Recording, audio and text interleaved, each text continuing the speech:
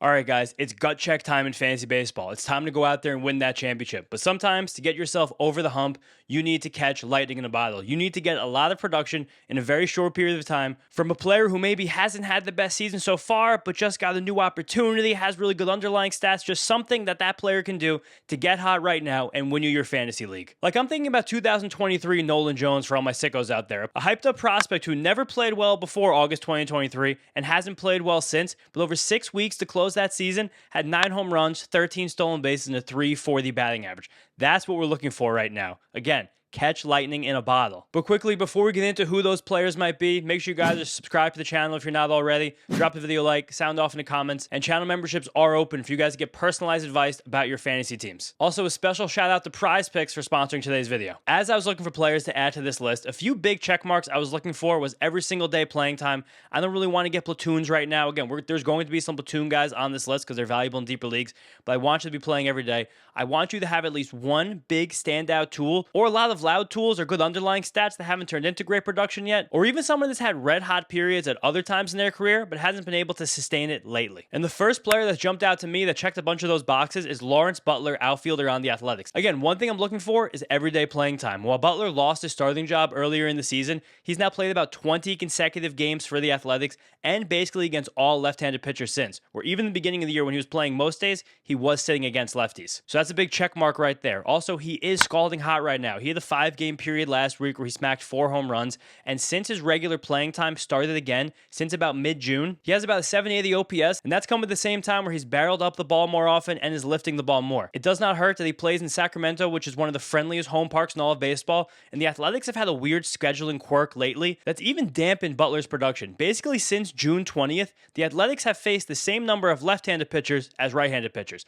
I don't even know how that's possible, and Butler is still finding ways to produce against them, despite the fact that for his career, he's a 730 OPS against righties and a 660 against lefties. Next week, he has a bunch of righties on the schedule, and I think Lawrence Butler right now is a premier lightning in a bottle type player. I'd be adding in any leagues just in case something crazy happens. Next up, we have Eugenio Suarez from the Reds, having a miserable year, his worst in a very long time. It's looked like there was no salvation for him, but he has an over 900 OPS so far in August. At the same time, he is scalding the baseball with an 18% barrel rate and 50% hard hit rate going back to the beginning of July, with a higher contact rate, thank God, than he had this during the season before this, and is steadily decreasing swinging strike rate. Again, similar to what I said at the top, Suarez is still playing every single day. He's playing in a bandbox in Cincinnati, a place that he can hit a lot of home runs very, very quickly. And on top of that, Suarez is a player who's done this in the past. We've seen Suarez go through incredible peaks and valleys inside of the same seasons during his entire career. Suarez, also a very stable veteran over the last few seasons, has suffered through a few big injuries this year that can really impact a player's power. First, an oblique injury in late April that's always very hard to recover from, and then a hand injury in late June. Again, those are things that can linger, mess with a player's swing, mess with their raw power, but now it looks like Suarez is healthy. We have 2 months of really good underlying stats, about 3 weeks right now of really good actual stats, and I think he's someone that can really secretly and quietly go on a massive tear through the end of the season. Third base is a weak position. Get Suarez on your team if you need help there. But before we get to the next player, quick word from today's sponsor. Prize Picks, America's #1 sports picks app, and they have an incredible brand new offer I can't wait to share with you guys. Use my code HMA when you sign up for Prize Picks to get $150 worth of lineups if you play and win your first $5 lineup. Just download the Prize Picks app using the link in my description and make sure you sign up with the promo code HMA. And if you're not on Prize Picks yet, here's why you should be. First up, the app is super easy to use. You just pick more or less on a few player stats, lock your lineup, that's it, you're in. Or would you rather just pick teams? Because Prize Picks has that now too. Just pick the winner, spread, or total on any game or fight. And I'm over here making baseball lineups all the time. I love playing strikeouts. I have this lineup rolling for Thursday night with Garrett Cole and Peter Lambert. Also, guys, Prize Picks is available in most states: Florida, Texas, California, New York. So again, it's time to lock in and win that first lineup, because if you sign up with the promo code HMA, you can get $150 worth of lineups if you play and win your first $5 lineup. Just click the link in my description and download the Prize Picks app. Again, sign up with the promo code HMA. But please, guys, only play if you know you can do so responsibly. Next up, we have maybe my favorite player on this list, Jo Adell, now on the Guardians. Heating up since the trade deadline, coming off a 6 RBI game on Tuesday night with a 455-foot home run mixed in there, plus multiple batted balls of at least 110 miles per hour. We're going on a 30-day stretch right now for Jo Adell, where he has about an 840 OPS, and I think there's an obvious player to get red hot, hiding in plain sight. Simply put, since May 1st, he has an elite underlying profile. His bat speed's always amazing. He's lifting the ball in the air. His quality of contact is unbelievable. And I want to shout out the legend TJ Stats for having Baseball Savant style percentiles on his website, but that you could actually set custom dates for, an amazing feature. But he's also every single day for the Guardians hitting third in their lineup behind Jose Ramirez and Steven Kwan. If you go back to July 1st, Steven Kwan's a .460 on base percentage. Ramirez has a .350. Elite spot for Joe Adell to hit when he very consistently has players on base ahead of him, because Adell's major weakness always has been, always will be chasing pitches out of the strike zone. With so many guys on base, he's much more likely to get pitches in the zone, attack them. He did get traded to a very tough park for right-handed hitters in Cleveland. This is the exact profile we want of a guy that can get red hot, is semi-available for playing 10-team leagues, and can swing them. Next up, we have Angel Henao, infielder on the Guardians. I was a little bit scared when he came up about everyday playing time. That's why I didn't heavily feature him in any of my waiver wire articles. But now he started 10 of 12 games since being promoted as of recording this video on Wednesday evening. And at 3 different positions, he's moved up from regularly hitting 9th in the Guardians lineup up to 7th and 6th on some days. He looks like someone they're prioritizing getting in the lineup. And they should. Look at the stats above me. All the guy's done is hit since he's come up. Also, if we pull up his prospects Savant page right here, his AAA quality of contact tells us there's legitimate power. It's not great power. It's not standout power. It's not like the guys I mentioned so far, but his quality exit velocities across the board. A bit of a struggle in lifting the ball, but that happens all the time for young players. Something I'm looking for in this video is some teeny adjustment that can happen on the fly that we might not be seeing obviously right now, but that can really elevate a player's production. But still, even if Henao doesn't get to that huge game power for the rest of the season, which I'll admit to you guys is unlikely, the contact skills are amazing. Great zone contact, doesn't swing and miss, low strikeouts, high walks. I love these types of players because when you make tons of contact, the ebbs and flows of hotness can happen in a much quicker time frame. Just because you're putting so many balls in play, you're kind of at the mercy of baseball luck. But when baseball luck swings in your direction and you're hitting nearish the middle of a lineup, that's not a very good lineup, but still nearish the middle of a lineup, you can get really hot, catch lightning in a bottle. And also, since Henao is jumping around the infield in many leagues, he's already eligible at second base, shortstop, and third. Great plug and play, might get crazy hot, swing a week for you. Next, we have Zach Veen, outfielder on the Rockies. Again, bit of a playing time concern here, not playing against lefties and kind of sometimes only playing like 2/3 of the game against righties, but the tools he has is perfect for lightning in a bottle type players. AAA production was very big time, even in the PCL, which is the most hitter-friendly league on earth. 24 home runs, 18 stolen bases. Again, the league inflates that offense, but his 140 WRC plus says that he was still well above league average. Plus, he had a low strikeout rate and a relatively high walk rate. And that came with wicked power, 113 mile per hour max exit velocity, 107 mile per hour 90th percentile exit velocity, the ability to pull his fly balls, a bit of a free swinger, but very aggressive in the zone. So there could be some really cold periods, again, if he's not getting his bat to the ball. There are some moderate hit tool concerns here. I am worried about how aggressive he is and how much that will lead to chase out of the zone. But we could have a strong side platoon guy with massive raw power and legit speed playing in Coors Field. That was the whole Nolan Jones mantra. Again, as a lefty, he's not playing every single day, and sometimes they take him out for defense in the late innings. So be aware of those two things, depending on the depth of your league and the other players who are available. But in terms of lightning in a bottle, Veen can do it. And now that I mentioned Zach Veen, I want to mention some of the other recent prospect call-ups who should be on lists like this. George Lombard isn't getting to a lot of game power right now, but swing decisions are excellent. He's, of course, playing every single day, so that can wind up getting to a hot streak.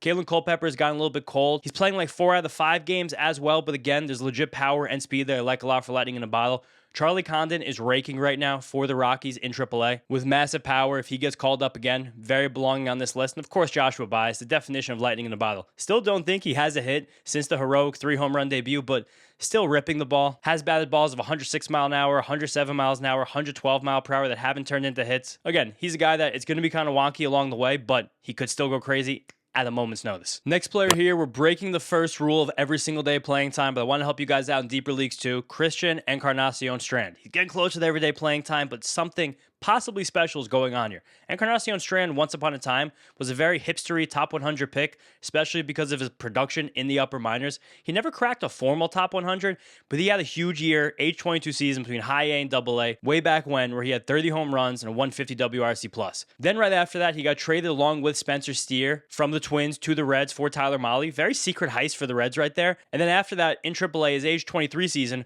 150 WRC+ with a 300 batting average with a low strikeout rate and a high walk rate. Heading into the 2024 fantasy baseball season, Christian Encarnacion Strand was a major sleeper. He was popping up projection models. I want to show you guys his prospect savant page here from that year just to show you how incredible this quality of contact was for CES that season. So many hard hit balls, able to lift them and pull them just over and over again. High exit velocities, high exit velocities, high exit velocities with decent contact rate and good swing decisions. He truthfully flashed as a potential 30-homer bat with 800 OPS heading into that 2024 season.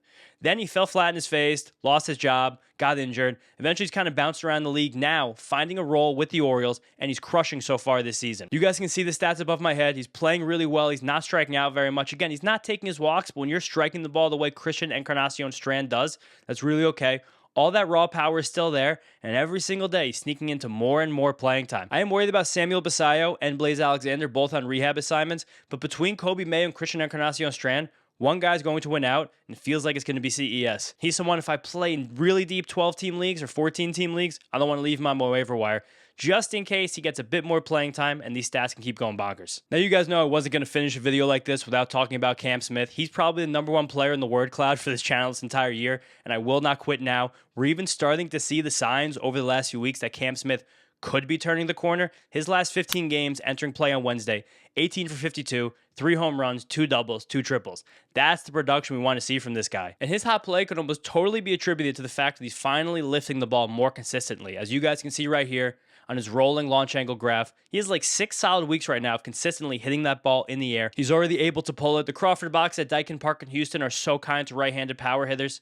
The only thing I am a bit worried about with Cam Smith right now, again, entering play on Wednesday, he sat against 3 of the last 10 right-handed pitchers the Astros have faced, as Taylor Trammell and Lamont Wade have earned some playing time of their own as left-handed bats, but I'm still stashing Cam Smith on all my 12-team benches right now, and you know what? Even if it doesn't happen at the end of this year, you guys are going to have to hear me talk about Cam Smith as a sleeper, as a breakout. He's going to be on all my teams next season. Another one here trying to fit these same player archetypes, Jordan Lawler from the Diamondbacks, finally back off the IL for his latest hamstring injury. I'm sure he's going to get injured like by the time this video even comes out, but why not, right? Just stay healthy for 6 weeks, Jordan Lawler, and give me like 7 home runs and 8 stolen bases with a 300 batting average. I know you can do that. I know it's possible, and playing time should be okay right now. That Diamondbacks outfield isn't exactly fraught with talent. You got Max Kepler and Jorge Barosa getting regular playing time, and he was activated on Monday. He's played since. During the end of his rehab stint, he only played center field, and he had 5 home runs in 4 games with the Sod Poodles. We're just looking for power, speed, some kind of pedigree, and something close to everyday playing time.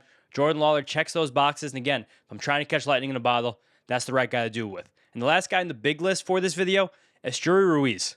I want to shout out Esteury Ruiz from the Marlins specifically for any of you guys playing in category-based leagues, whether it be head-to-head categories or just straight-up rotisserie. He started 5 of 7 games for the Marlins, entering play on Wednesday, since Kyle Stowers went out with an injury. And on Tuesday, he hit leadoff against a left-handed pitcher. But Ruiz breaks the big rule of playing every day, but for him specifically, it does not matter. This is a play to do something crazy in the stolen base category. Again, entering play on Wednesday, he was tied for the 7th most stolen bases in the entire league, and at that point, had the 340th most plate appearances. It doesn't matter how much he's hitting. Anytime he gets on base, he's stealing. He's coming in late to pinch run. Like, he has 35 hits and 29 stolen bases. He attempted 4 stolen bases in the last week. He only played 4 games. He got caught in 3 of those 4 attempts. But again, we're looking for process right now, whether or not the results come with it. We need to follow our process. Funny enough, he actually is hitting for the first time in his career as well. 6 home runs are already a career high. 72-mile-per-hour bat speed, also the best he's ever had. Finding way more pulled fly balls in the air. Something about the Marlins player development has gotten to him, and he's playing really well. If you're in a head-to-head categories league and your playoffs are approaching, especially if you play in a daily moves league, stick Esteury Ruiz on your bench. The days where you see that he's playing, throw him in your lineup, get those 2 stolen bases, and get yourself a category in your favor so then you can mix and match the rest of the week. And if you play in full season row, though, as we've gotten this far in the season, so many of the stats have seen so much volume that's very hard to rise dramatically up any categories and really earn yourself a lot of points. But by nature, stolen base has the least amount of volume. So if you can get a guy like Esteury Ruiz, who legitimately has a chance to steal like 15 bases the rest of the year, that could earn you 3, 4, possibly 5 rotisserie points if your stolen base category is that tight, or if you're just so far down because you haven't gotten any this year. It's a really shrewd play in leagues where stolen bases help you. That's the end of the big list for this video, but now just to close it out, I did have another list of players who I think are possible for this, but just didn't have enough working in their favor to get big sections like that. Real quick, 3 more players I forgot to mention that I want to add to the end of this video. If you're playing in very shallow leagues, Corey Seager looks like he's swinging the bat better. I bet he's been dropped in a lot of 10-team leagues. For 12-team leagues, Vinny Pasquantino is back off the injured list 3 straight games games with an extra base hit, including a long home run on Wednesday night. And if you play in very deep leagues, Josh Lowe is playing every single day, or at least against right-handed pitchers for the Angels again, and actually finding ways to get on base. But here's what I want to shout out. Here's the list right now as we scroll down Fangraphs. I had to mention my boy Royce Lewis. I hope if you guys have been watching this channel for the last few months, you already put Royce Lewis on your team. Looking right here, I set this since August 1st. Let's even go back to July 1st, right when I started telling you guys to pick up Royce Lewis. He has where is it right now? 124 WRC plus, 5 home runs, 6 stolen bases, 22 each runs and RBIs over the last 6 weeks. If he does that over the next 6 weeks, again, that's something similar to a league winner, depending on your league type. Really hope you guys have him. I want to shout out Eduardo Valencia, too. Unreal raw power, plays like 3 times a week in a weird catcher, first base, DH mix and match with the Tigers. He's got 6 home runs in 60 plate appearances. The guy's absolutely on fire. Cooper Pratt is coming off the injured list soon. When he went on the injured list, he was hitting really well. I love the plate skills. I love the fact he can run a very high batting average and a very high on-base percentage if he's going right and steal tons of bases. I mentioned Kobe Mayo before when I was talking about Christian Encarnacion Strand. Again, I don't think he's the one who's going to win out in the playing time, but one of them will. If Mayo actually wins it, he's been hitting really, really well since the beginning of July in a part-time role. 7 home runs and 96 plate appearances. Don't forget about him with sky-high barrel rates. Pedro Ramirez is now playing every day for the Cubs with Dansby Swanson on the injured list and Nico Horner sliding over the short. Ramirez makes tons of contact. He steals bases. Again, one of those weird, funky player types where if his base hits start falling over the next few weeks, you can get like a 350 batting average and 7 steals for the end of the season. That could be very helpful. Tim Tawa, he's got tools and he's playing every single day. Just like he hit 6 home runs and saw 6 stolen base over the last 6 weeks, he might do that again. Dalen Lyle, there's no data to tell me this can happen, but he was a guy who just did this last year, so I give credit for seeing a guy who's already done this. Abimelo Ortiz, I've talked about him a lot on the channel. Strong side platoon, massive raw power.